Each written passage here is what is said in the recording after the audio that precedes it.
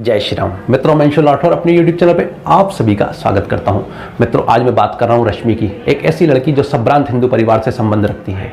रश्मि पढ़ी लिखी और समझदार लड़की है। रश्मि के मोबाइल पर एक दिन राहुल नाम के लड़के की फ्रेंड रिक्वेस्ट आती है। राहुल सुंदर और आकर्षक लड़का है जिसकी फ्रेंड रिक्वेस्ट को रश्मि आसानी से स्वीकार कर लेती है।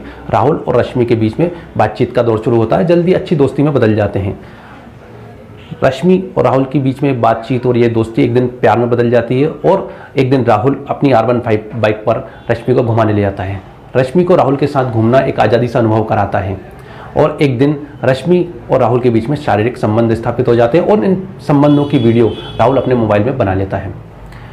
रश्मि राहुल से बहुत प्यार करती है, उससे शादी करना चाहती है, पर रश्मि को ऐसा लगता है कि उसका परिवार उनके इस रिश्ते को स्वीकार नहीं करेगा, अतः रश्मि राहुल के साथ भागना चाहती है।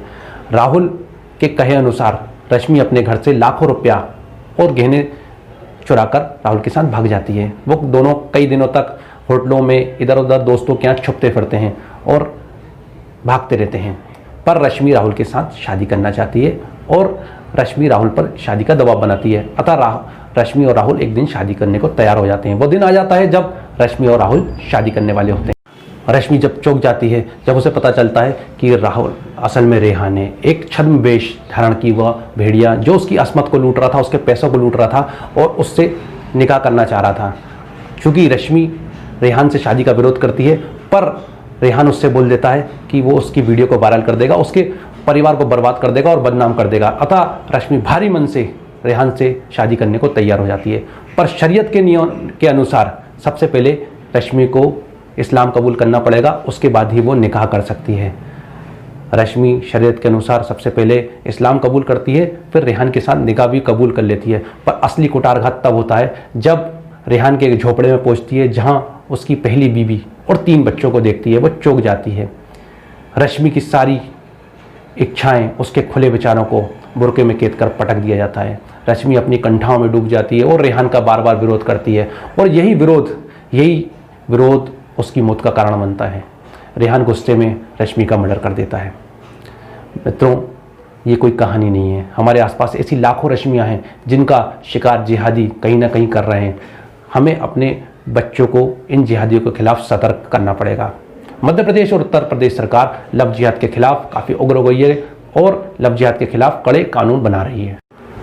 मध्य प्रदेश के गृह मंत्री नरोत्तम मिश्रा के अनुसार मध्य प्रदेश सरकार धर्म स्वतंत्र विधेयक 2020 प्रस्तुत कर रही है। इस नए धर्म स्वतंत्र विधेयक 2020 के अनुसार प्रलोभन देकर धोखे से अथवा बलपूर्वक शादी करना अथवा धर्मांतरण कराना एक गैर जमानती अपराध माना जाएगा। इसमें 5 साल का सश्रम कारावास की सजाए और इसमें जो सहयोगी होगा उसे भी मुख्य आरोपियों की तरह माना जाएगा। मित्रों, प्रश्न ये नहीं उठता कि धर्म स्वतंत्र विधेयक 2020 कितना प्रभावी हो पाएगा, क्योंकि हमारे देश में बलात्कार, चोरी, मर्डर की ऐसे सश्रम कठोर कारावास हैं जिसके होने के बावजूद भी हमारे देश में इस प्रकार के अपराध लगातार होते रहे हैं। प्रश्न ये उठता है कि हम इस प्रकार के लव जिहाद को किस प्रकार रोक पाएंगे। हमें सबसे पहले अपनी बेटियों को, अपनी बहनों को जागरूक करना पड़ेगा। सबसे पहले हमें उन्हें समझाना पड़ेगा जिस भी व्यक्ति से आप दोस्ती कर रहे हैं कहीं ना कहीं वो जिहादी हो सकता है, क्योंकि जिहादी हाथ में कलेवा बांधे हुए, तिलक लगाए हुए और हिंदू वेशभूषा में घूमते हैं। वो कभी कभी मंदिर जाते हुए आपको मिल सकते हैं। वो सुंदर सुंदर बाइकों पे, स्पोर्टी बाइकों पे घूमते हैं और उनके जो रहन सहन है, उनके जो विचार हैं, वो अगर मोबाइल पे मिलते हैं तो वो अपने आप को खुले विचारों को बताते हैं और अपने आप को खुला रूप से प्रस्तुत करते हैं। वो अपने आप को यही प्रस्तुत करते हैं वो पढ़े लिखे हुए और बहुत पैसे वाले हैं। असल में वो फर्जी लोग हैं, उनके काम ही फर्जी हैं। मित्रों, सबसे पहले हमें अपनी बेटियों, अपनी बहनों को जागरूक करना पड़ेगा कि कोई भी व्यक्ति जो आपसे दोस्ती करना चाह रहा है उससे आप उसका नाम, उपनाम और जाति पूछिए। उदाहरण तौर पर अगर देखा जाए, अगर कोई राहुल नाम का लड़का आपसे दोस्ती करना चाह रहा है तो उसका आप उपनाम पूछिए। वो अगर साहू बता रहा है तो उसकी जाति अवश्य पूछिए। उसकी जाति बताने में वो अटक जाएगा। उसकी जाति होना चाहिए साहू की जाति होना चाहिए तेली। अगर वो ये नहीं बता पा रहा तो कहीं ना कहीं वो जिहादी है, उसका होमवर्क इतना अच्छा नहीं है। हो सकता है कुछ जिहादी इस बात की तैयारी करेंगे तो उसका एक ही हल है जिससे वो टूट जाएगा। आप उससे उसका गोत्र पूछिए। जी हाँ मित्रों, हमारे जो पूर्वज हैं उन्होंने गोत्र की रचना कहीं ना कहीं इसलिए भी करी होगी ताकि हम उसके बारे में जान पाएँ।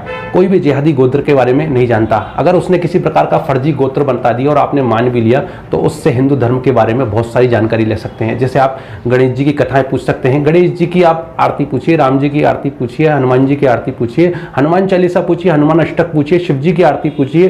तो ये सब बातें कोई भी जिहादी इस बात को लेकर तैयार नहीं होगा, वो सजग भी नहीं होगा और इस प्रकार की लड़की के पीछे भी कभी नहीं पड़ेगा जो इतना धर्म के प्रति जानती है, धर्म के प्रति जागरूक हैं। तो जिहादी आपको छोड़कर भाग जाएगा।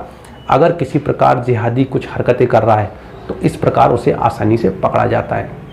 मित्रों, इसके अलावा भी कई चीज़ें हैं जिनसे जिहादी आपसे दूर हो सकता है। सबसे पहले हमें अपने धर्म के प्रति अपने बच्चों को जागरूक करना पड़ेगा। हमें कई प्रकार के मंत्र ऐसे हैं जो अपने दैनिक दिनचर्या में प्रस्तुत याद करना चाहिए। सबसे पहले हमारा जो भोजन होता है, भोजन के पूर्व मंत्र होता है ओम सहना भवतु सहनो भुनक्तु सह वीर्यम करवामहे तेजस्विनावधीतमस्तु मा विद्विषावहे। ओम शांति।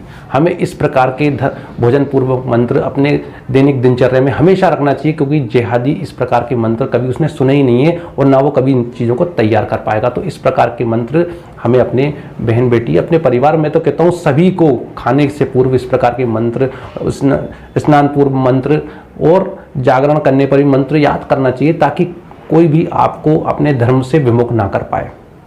मित्रों, अगर आपको लगता है कि आप लव जिहाद के खिलाफ अपने बच्चों को इतना नहीं बता पा रहा है, नहीं समझा पा रहा है, तो आप मेरा वीडियो बताइए। अगर मेरा वीडियो देख के भी आपकी बच्चियां इस बात को मानने को तैयार नहीं हो पा रही या वो समझ नहीं पा रही, तो सर्वेश तिवारी जी की पुस्तक परत अवश्य दिखाएं। इस पुस्तक के अंदर 44 अध्याय हैं, ज़्यादा बड़ी पुस्तक नहीं है, 44 अध्याय अर्थात 44 कहानियाँ हैं। आप उस बच्ची को पढ़ाइए। मैं कहता हूँ अगर ये पुस्तक आप किसी को भेंट भी करेंगे, किसी हिंदू को, तो उस पुस्तक को पढ़कर वो उस चीज़ को सीख जाएगा। ये अमेज़ॉन पे मात्र 200 रुपये में उपलब्ध है।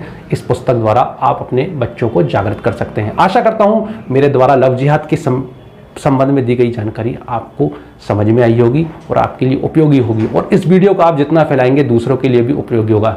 धन्यवाद। जय श्री राम, जय हिंद।